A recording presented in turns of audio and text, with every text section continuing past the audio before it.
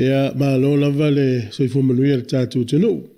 Taifo le tai au foua o maua lava noe. So taifo mitala noe le alo le tātou tenu o le sunga ia Sam Chookoon o Mr Cowboy. Soifo manuia Sam, tā lofa lava malo soifo le tai au fou. Tā lofa lava, fua me se foi ia tasi nei foi venga tawa me se foi le. A whafonga mai foi le tātou tenu ne venga tai au ia me se foi ia te māma na tina matu o whaiona. Whaolongo mai lungo tātua le tio ne venga tai au. Good morning,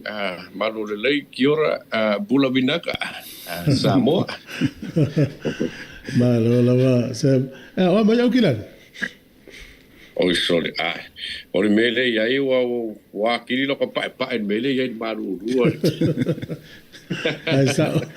sa. Se fai sau no ngai le malanga le fai nei le por kala mesa fai nei polirua ile o show le sa fai. Oka, bakua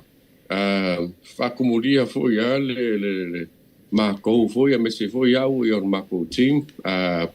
mese foi fa ili lango foi se kako ko lalo foi polirua ya mese foi mako so uma ia o mangia ku a maka mai mako so mo pamstenov ya se yo mai mako so vaso nga Hamilton ai o mako so le polirua mako sa kama fai ko le mako tikera wa polirua ai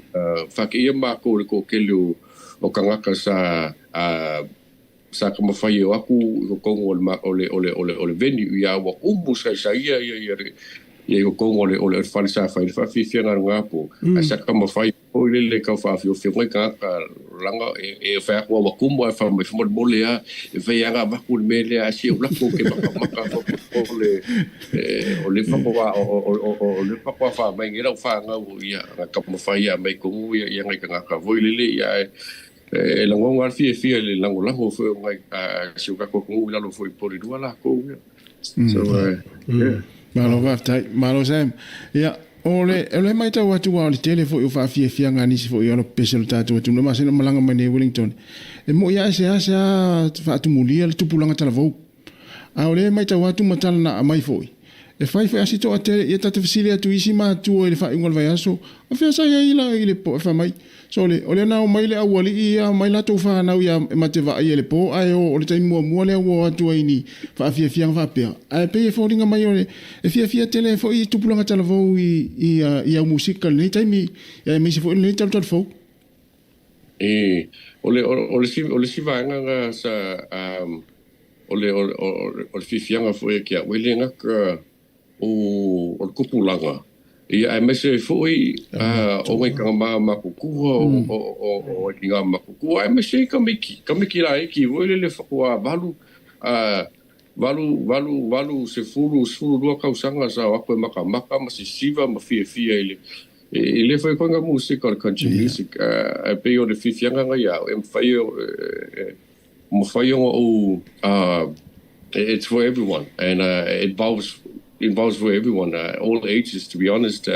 Mas if yang ali kia ora como fai voi le nga ko o ka maiki o kupulanga mas se foi ia lau singa. Yeah. Sa la was in sidana with that. Ya mole, ole fa mo le concertina o tai a ole fai nei Lower Hutt. Se fai sa no nga tau fam tantala wa concertina fai po lua pe de sa fai tonos fa le fa fia. Ai concertina la fai tai o Lower Hutt. Ole pauangal mako kakanga pauangal mako show sa fai le pop show ole Pacific Kalapu ngai porirua al kangal mako show uma si mese foi show muli ko koi they all sit down shows o meu show le mfenga ngo foi lalo ya maka foi le show ai pauangal mako show Pacific show for Kalapu foi le ngai ai longal mako ketso ngai porirua au kai au malaso o kai au male aso coffee o show si e lua mfai onga it's a sit down show ya mfai la ko ke mo puilalo ya mfai onga ba ko ia alu mafanga lai ke ko maka fu ia me si fu ki ngama ma kuku ole le ila se limiti o tausanga fa tapula ina o ai ngole te vatu ticket e ile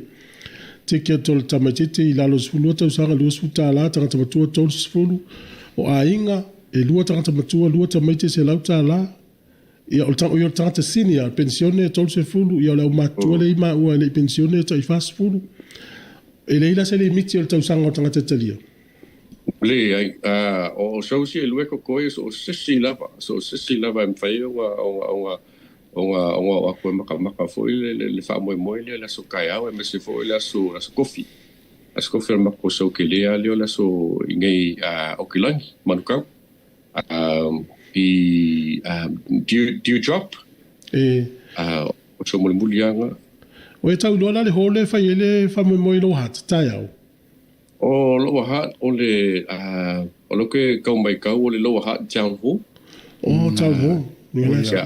Hutt town hall so ngana le whawhiwhianga le kai au a makarvadu whawhiwhianga but remember it's all ages so sisi lava o le ala makua iai mwhai lava o mau lewa ngoe mai moi fo whawhiwhianga le so kai au ma la skofi o le sila tu fo le wale la watu ni tamaiti o fai le o pepe o lo matua to ina e yesi ava malo si e tanga le ona o ane me fa pe te ua te fam tala mai o ke longo Venesia it's a sit down o ke langa mo ainga o ke lo pe whakau le awa iai ao mele ki lo I Venesia it's for family so ke lo pole mea I don't think if whakau si awa yo I Venesia ko koi o lo ke mga kua le venue le mule mako ingei I manukau ele se ava malus so when it comes to family sit down shows I karanga ele se ava whakau wai mana fa mo tu mai pe nei te o atu nisi mani pusa o tai au ia na fa ina ile o nei tanga tau le atu mata mana tasi yoi o le isi vanga wa e mana tu to tele fu la tu ina fai ya so mariu mai Wellington ia a fa pe na te fa fonga mai na pitonu o Lower Hutt ia o te mua le pe fi mata le sunga ia Sam fa ta lo fa ita yao ia ai te le to te liu le no fuanga na o le ai anga ia so se vai ngo New Zealand ia te mine fa pe o le te na malanga mai le ai ngai nei ia o se tu ta u fo ile ma futai fo I male sunga ia Sam ia o le ta u ia o fa fi fianga fa le ai nga no winga o le failele ia o pepe la o ima pepe yo ia o tamam na tina matua ia o si vai o ala a telefone le pese wash ia I le aso atayao Sam ela o pese da o te vatu na ufia usu mai ia toi fa o welo tatu tala la pese na te fia la ngia mal por la merita o ke fia ke mo foi se me ma o la ke kala o la wifi me la so la so la pes la se pese na ese el mato fia la mato pe to zo pese tu ai voi e ba le fa longo la pese la e zo me fa fia el mato fa longo mo la mo o que la pese le que so ai ko kile la ko sa kalsanga inga for pese le pese le sa o ku si o kiri ma fa winga vele pele musika ve ma o career ve kimi o ke mga kuar kimi o le kiki au e le primary school le facility fa ya o ma o ke mga kuar fa pe me fa o le me ke mga o ve o pe ma kuar what do you want to be when you grow up? Yeah, if I may, okay, I want to be a policeman. I want to be a doctor. I want to be a pilot. I want to be a fireman. Also, what about gaming? Okay, fia le ka komi le ka ole le ka komi le Superman. Yeah, o ke fia ke le ka le Superman le ka komi le Superman o ke fia o nga e alu Superman se fe ka ngaka e alu Superman e alu I fa le mu vole se fe mai ka ngaka mo meu accidents mo mea uma e alu voila Superman ko fa le mu e le ila king o Superman mu vole maria e o mea sa fa Sofia vole le au fa pe I want to be a fireman, you know. Usala o ma fa pe o miki ale o ke vea o ma fuimu o makua e vea ma fuimu al kemingi ia o take over la musika ia ta foi moi miki no ai nga kusi la o pese u ia la nga e ia vea o ma fuimu ia ai sa ia ile ke minga vea ma fuimu o like kiki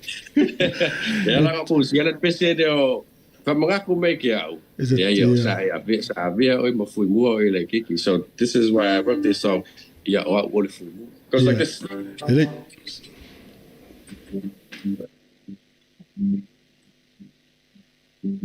Oh, only for you.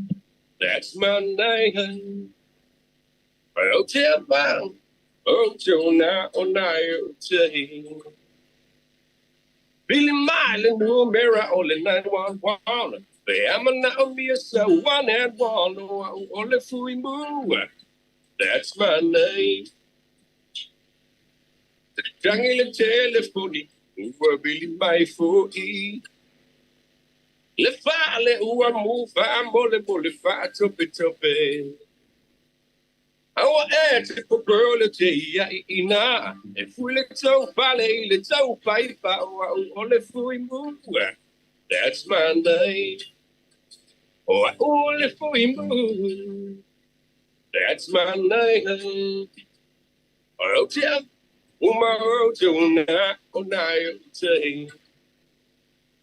Our ethical quality, ina. If we let so valley, let's so pipe only for we move.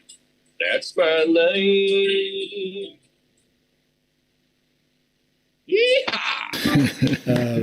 Malo tele. Ya la mata o tu sa moli se mo. Tele no lo fui mu ngalo fa vai temi tonu e sa so tonu fo ye lo tanga lu el mtanga lu. Ya o se skemi ya makifika wi mai ka mai sa mo. Ya fa mai ngai kama. E o voi la ngai kama leo e makifika wi lo ngala wala fa pe me sole.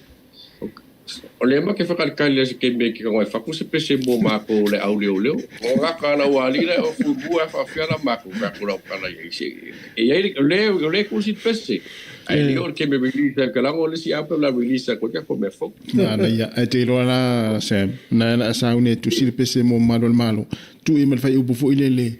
le se tiki ni no ave limatala. Le yo so ye le tu Ba ia tele. Sam o tanga tele e atu ile konseti tayo. Afa pe la te molimana o se pese tuai. Ala te sila fie ma fai na usul taimia na pe le mo miele o momo. Kerango pese ia most of the songs, majority of pese ia le usi in mako ele fa fifianga. O pese o le ilunga di YouTube, me se foi pese o la CDs, me fai o e ka umar pule, o ke la o pese ia le usu, keranga kava ia ke le o pese la nga fa lo longo ele ko ke le malu la ko ilunga la YouTube channel. E me se foi o covers i lunga le social media, me se foi Facebook. Ma fa pe e ngi request e me fai ka e fai di o la ka mo fai e foi ia ngi foi e usu. La le umio le show le tayo. Ole e ia fa fifianga i lumo ai o lo wa ia fa fifianga i tua ku la ke pese. So yeah. Malo. O la vosile toi foi toi le pese le ole fulu ulo. Ole man nei yo le ata video le te pu. Fele fale le MTV fele fale le pu mai fale la papa man nei ana. Ole pese le fulu ulo. Sa mako ki kilo solo ngofo nga foi le pu ele pese o makula sama ko drive solo ai wala ki kilo poangi sings foi le pu ai pese ngi Samoa ia wanga waku si vanga lengi le maku vanga le make va luangi vanga le KBM yo la ko la le olenga pu le MTV uma O le la sa pu nga felele si vai nga ngi si la ku Samoa. Ia nga pu e la o Samoa. O le location nga ele fale nga pese fale ku fua pa kilo ia. Ia o le fale nga sa mako ka fai ke o lunga vai lima so nga fo nga lunga o. Mako ka wala le fale nga le ku ka maka o fale nga nga pui mo pa au ke vai ko pese fale ma lepe fo le ku sa pa kwa pe ku o fa so le ma ia fale na ka kilo mo ko vai po ngi si ia ya mo ko ku ai ngai ai ngolo e ngar fale o fale ngai lu mo pese fale ku fo au ku ai fo si ai ia nga sa fa ngo ia si ai ko fa mo le pe fenga ma ko fa nga le lu mo la ku fale nga ia mo ko ke o lo mo di ma settings fo le fale fenga po ma ko TV o le pesi a ko sa po Samoa o le umi e po le MTV ta spela le fale na ve po le po e na po e o le sa u fam tala ngai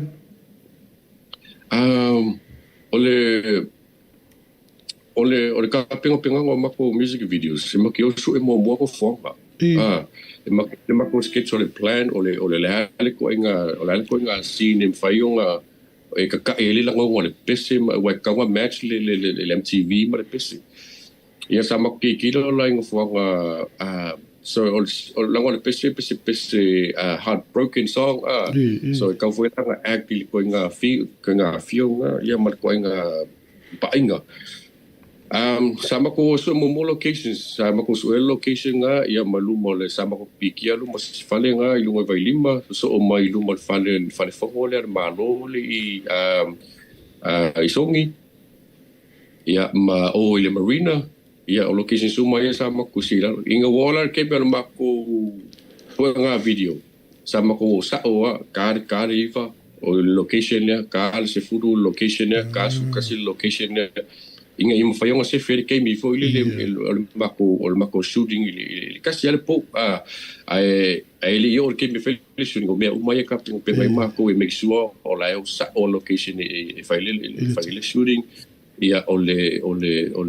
mo fo va mo le ke mi ka wa ya yo ia wa fika fo ile pisi le traffic fo ile le wa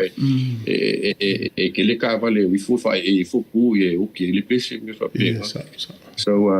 make sure ia sa o ke mi e fai finga pu e lunga la wala vo ile wa e menga ki kilo wa e pu le MTV ai pasi me ka vale e mo fai nga e ku mo la wala pu e la pisi so me o mga sabab ki kilo e kasi ke me pu ai anu umat po nga kas fia ke mo sa fa wa to MTV no e kasi ma ko ke ma sa fa wa kasi ke ma ia awa apu MTV a fa pe kasi location ia e kasi le use kasi le kama ia pe pu e fa duas fulu ko si fulu pu el pes ia so a mo pu ia ko pu ia different angles ole le pu ia vai le lugar MTV pe ia si fulu kama le ki kilo e lugar MTV so only ngalo fa fianga le sunga Sam Chookoon Mr Cowboy le alo le tunu mo Samoa ia to Sam e fa na fa i lo ile ma tau fa long mo le fa fonga o ai ni tanga o ma mau ni tanga tapo o ni tanga tau ni atu no ese wa o pa ia tu o ia le musika ma message atu ma email pe tala no atu ya o le ko ke le ngai kanga ko ke le yo kanga sa message mai ia ale fa le ko e ke o ke mo fusa mo yo me o mala ele finga finga ko si vanga o fa mo le visa ia pa lai le visa me fa penga ia le fa no fa ku ka fa pe o yo le la ko ka nga Indonesia wa ko ke le nga ka Indonesia o ke le nga ka tiki ia ma o fo ia o Hawaii o Amerika ia mas vai ngole ko mo ke ri o Guam ka wiska ka fa me penga o la ko e vai so ko se ki o Guam